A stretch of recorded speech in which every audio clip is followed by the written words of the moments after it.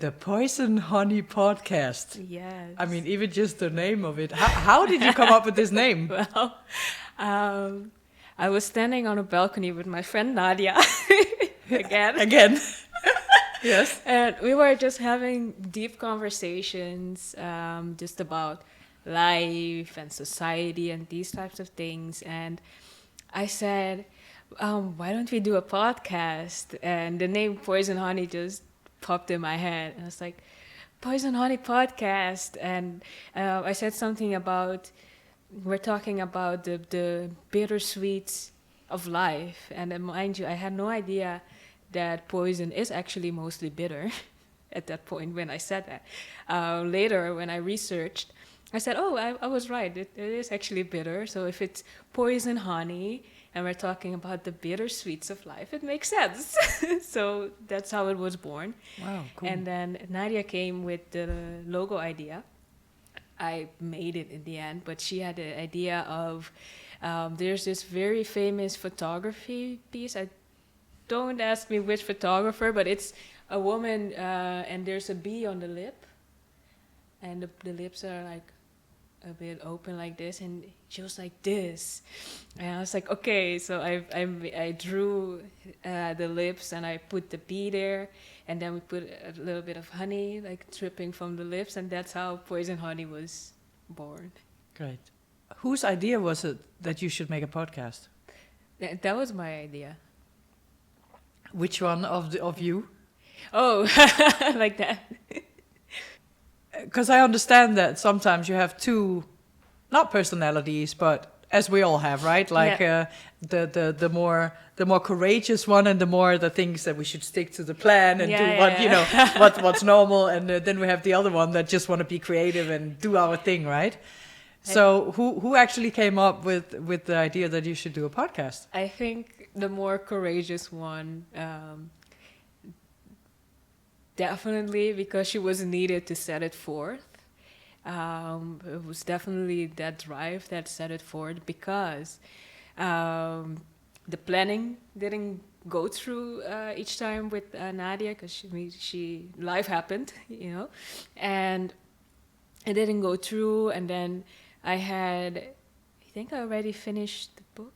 Yeah, I already finished the book, and I was like, the book was going to be the sponsor of the podcast and all of these things. And I'm like, okay, I'm waiting for her, but it's not really going. Her life is lifing, It's lifing.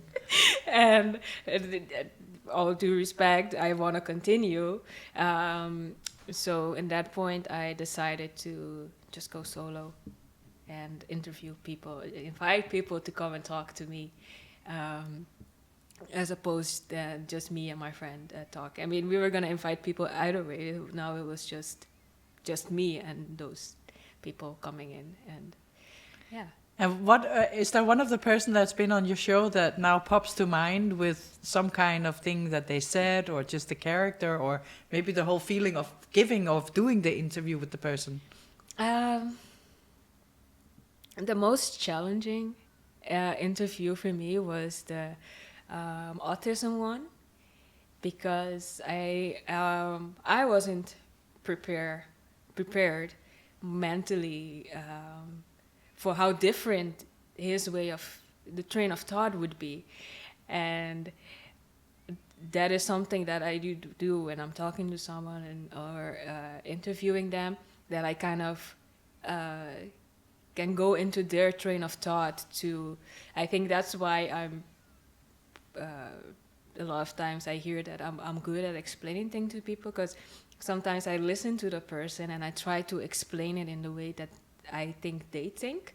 And this was very challenging for me, because I didn't know how he thinks. I don't have autism. So yeah, it was challenging, but still I was happy. And then what happened? So how was that? How did it go?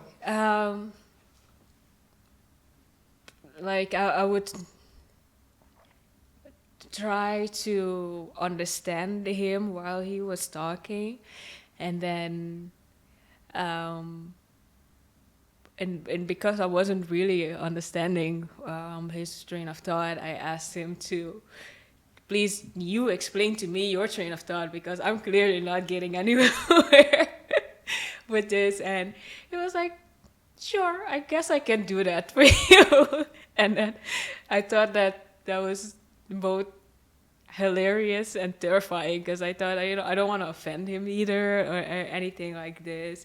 Um, but apparently he enjoyed it at the end. So yeah, I was happy, though I was sweating there, sitting there, trying to have a good interview. And I try to have a certain length of the interview that is like enough for the show. So that was like also in the back of my, and I can see the clock ticking.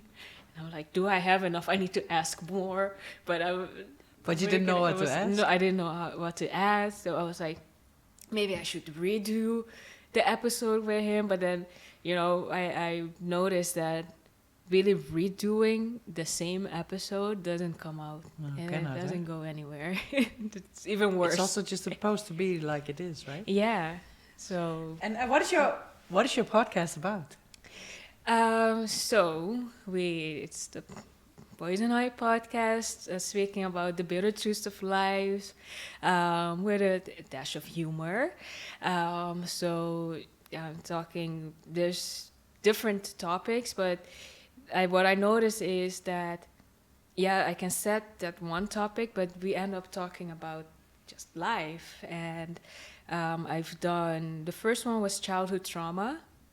And this is a special one for me, all are special. This is especially special because it was the first one, and I did it with a childhood friend of mine. So to be talking about childhood trauma was like really, I think, special. It is the most listened to episode to date.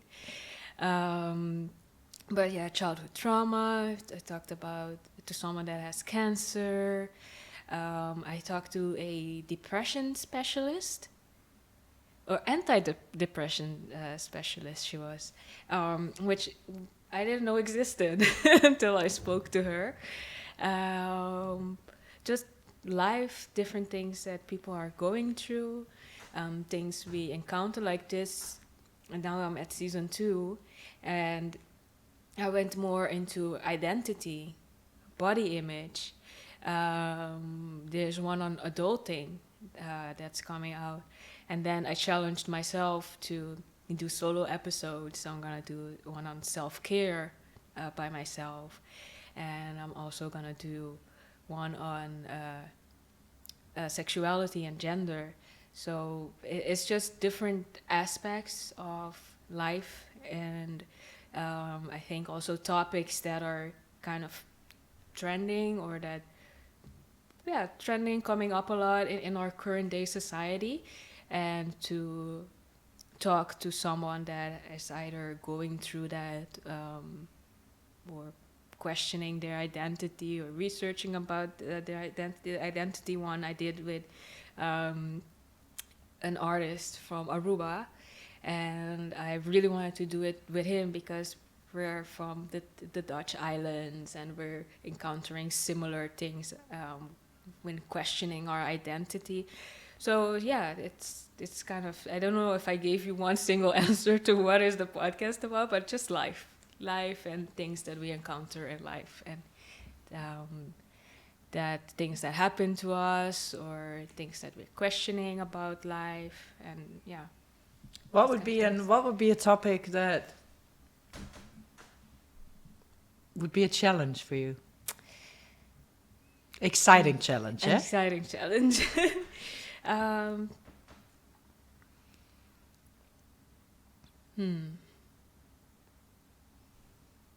I don't know if the topic itself is the most challenging thing for me.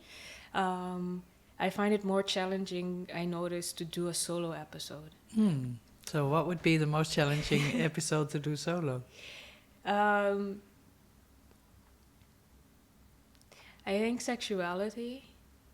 And why I think that is because I was going to do it alone, and then I found someone to do it with me because I didn't want to do it alone. That's one of them. I think there's more. So what if we would just be pretending that you're doing your alone show now on sexuality? Yes. How would you start it?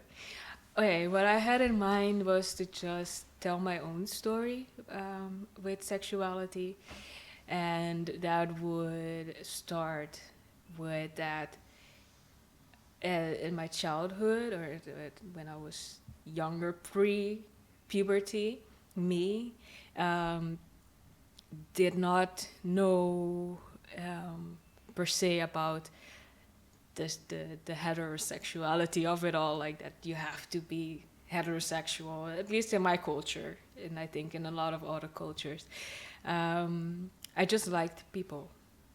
Oh, that girl is nice. Oh, that boy is nice. Just like this.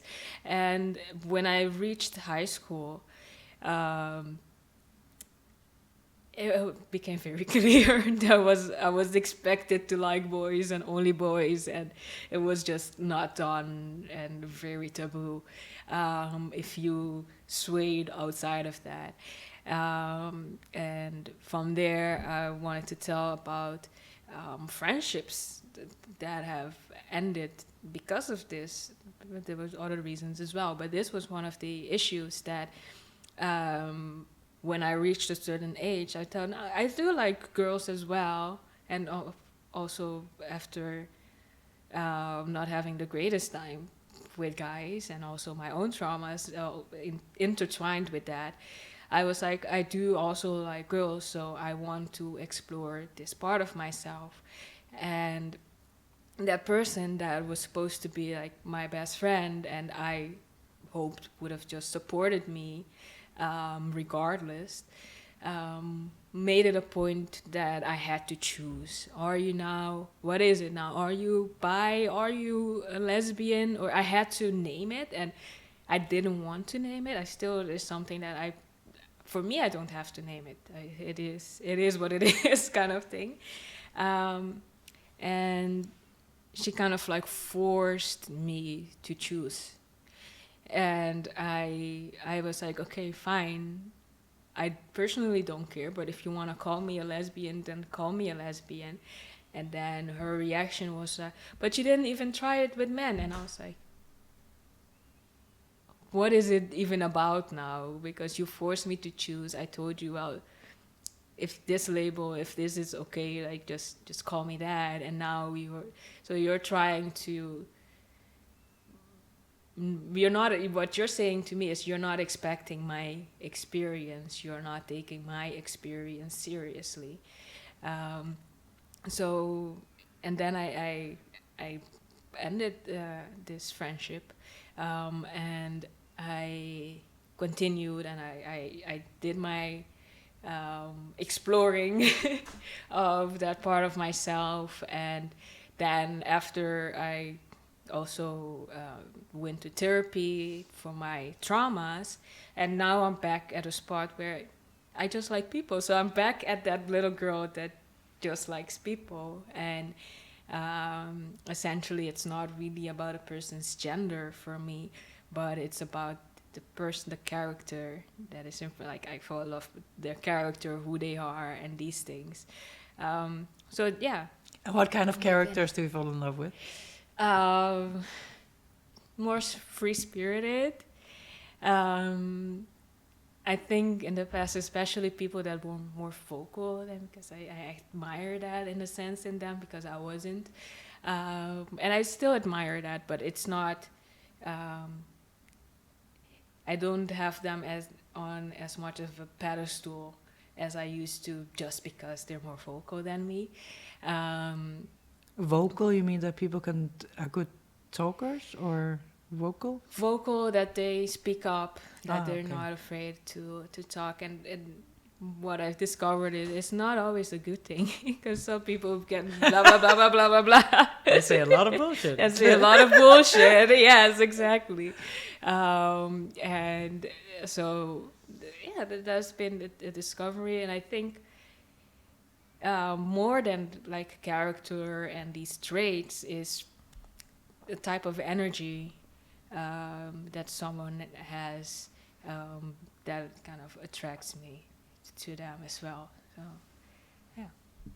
Cool.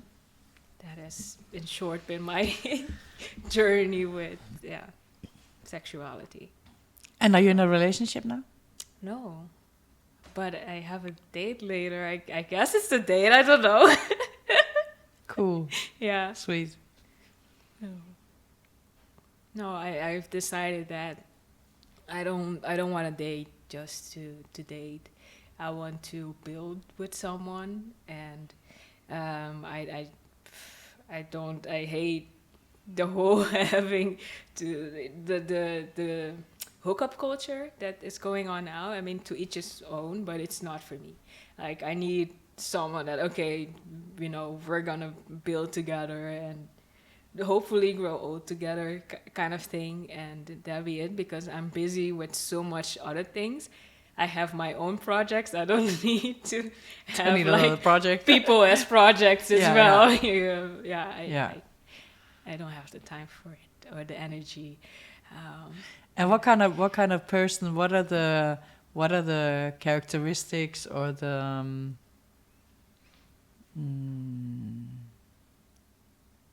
energies or the that you like in a person? A bit spontaneous. A bit spontaneous. That's a funny Yet, one. A bit spontaneous. yeah, but yet reliable at the same time. A sense of humor. I like that if I can be very goofy sometimes. So, and I've noticed that some people take that as being childish, and I like someone that can see that I'm just being goofy. Like I'm still a mature adult. Just because I'm goofy doesn't mean that I'm childish. I like someone that is secure in themselves, and like this. What do you mean with secure in themselves? Yeah, I knew that was a follow-up question. Okay, so the person that I'm seeing later, cisgendered male, but they're so secure in themselves that they try going out in the world just dressed in a dress without, any sense of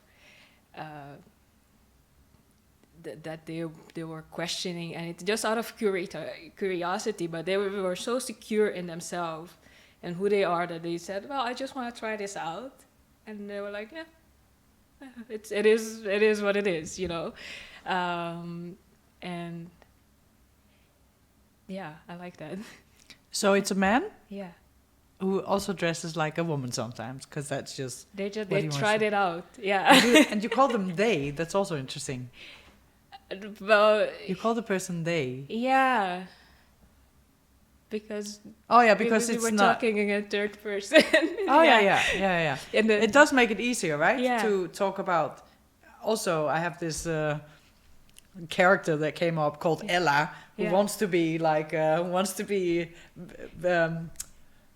zichtbaar, who wants to be like visible and do things and make videos, but she never succeeds. Yeah. And when I'm like hanging out as Ella, I can completely hang out as Ella in this completely character, which I would never be able to do myself. So the minute that gets a third person, so I understand you. No, but in this sense, I thought with this, it's he or they, but he then he did that, and I thought that was so cool.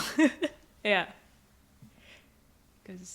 Does that then bring out more in you that wants to try out different things as well?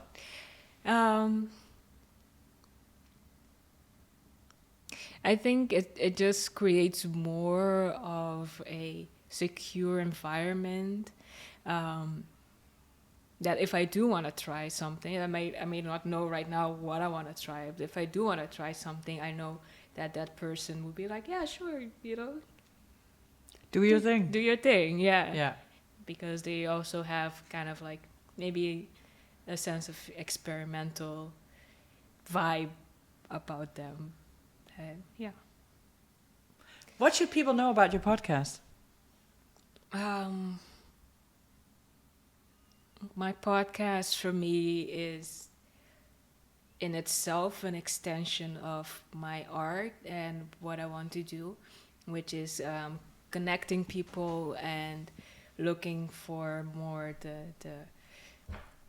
those connecting points that we have, the similarities that we have. So we start off with a specific topic like identity or cancer or childhood trauma, but we end up more finding these connecting points from the person's story with my own story, and at the end we see that there's so much more similarities than actually that what divides us. Yeah. Beautiful. Where do you want to take your podcast to? What is your... My end goal? I don't know. You're discovering with me what's happening with this podcast. Like I took season 2, it's been much more of an experiment for me, and I did that also consciously because it's kind of a uncertain period in my own life right now with work and where am I gonna live and these things. So at first I was like, should I even be making a podcast right now? I don't think so, but we're doing it. And so I'm taking step by step. Like I started out with a layout that I was gonna do interview, solo episode, but I got another job. I'm so busy right now that I already have 3 interviews that we're recording. One already went out, the identity one, that I'm noticing that I don't have time to sit and think out my solo episode and to record it right now. But I do have these interviews, so the next episode is gonna be the interview. So I completely changed it as I'm going, and I made that clear I made an interlude episode that was like season 2 episode 0 type thing, where I explained that I am a chaotic organized person, which is something that I've accepted about myself, and I hope that my audience can also accept that about me. I told them my intentions, which is what I just told you now with the alternating the episodes, and I said, now I think it was like the 1st of October. And I remember I looked at it, I was like, it's the 1st of October, this is my plan right now. But it might change, and it has changed. So, yeah. If you close your eyes and breathe in and breathe out, and then talk from your heart, what your podcast is what's the dream of your podcast? My dream with the podcast or of the podcast, it goes back to that connecting with other people, discovering stories that are different than mine, yet in that same breath, discovering similarities with myself. And by doing so, I hope that my audience can also see that there's so much more that connects us than what divides us. So that would be my end goal. Why? Yeah. Okay. Yeah, I don't know if I have more to tell about my podcast at this time. That's good. Yeah. Perfect. Thank you so much for a great afternoon/evening almost Yeah. of recording beautiful conversations. Oh, thank you for having me. You're welcome. And this is yours. Oh, sweet. Oh, nice. Cool. So now I can read it. Yeah. So cool. Very, very nice. Thank you so much. You're welcome. Yeah, look forward to reading it. Very nice. I love the cover of it too.